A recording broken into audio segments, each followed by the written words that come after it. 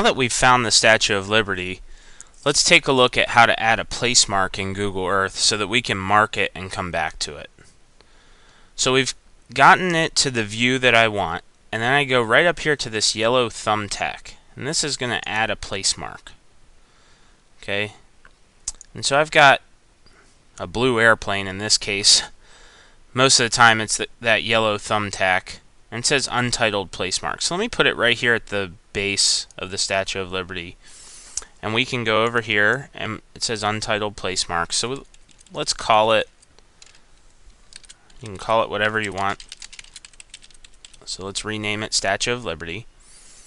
And like I said, it's a blue airplane right now, but you can change it by clicking right there to get a thumbtack or any one of these icons that are available to you. Let's just do a basic red thumbtack. And I hit OK. And now it allows us to do some things with the description as well. So I'll just type in New York City in the description. When I hit OK, it's going to lock that thumbtack and that view in place. So I hit OK, and now we've added our place mark. So now when I scroll out,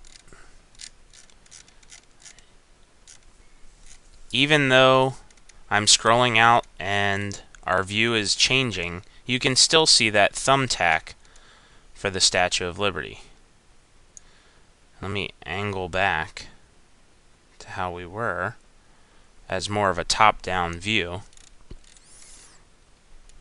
And you can still see our place mark for the Statue of Liberty. Over here on the left is where we searched on our Fly To box, and then down below we've got something called Places. Since I added a place mark, it put the Statue of Liberty in my Places. If I double click on the Statue of Liberty in my Places, it will take us back to the view exactly where we were when we put in that thumbtack or that place mark.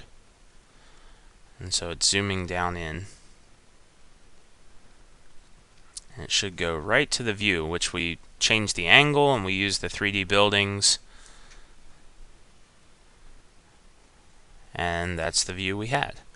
Now this speech bubble comes up to give us our description. So I titled it Statue of Liberty, and then in the description I put New York City.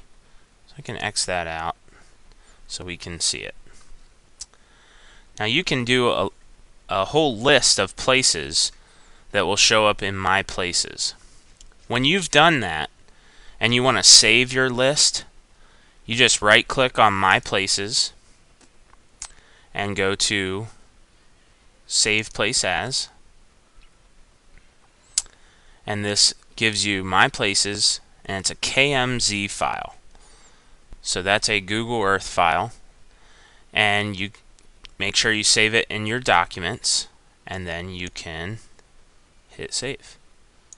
And that will save your places. So then if you open up Google Earth next class or a couple weeks from now, you would be able to open up your My Places file, and it would have all of the locations that you've saved with a place mark in your My Places.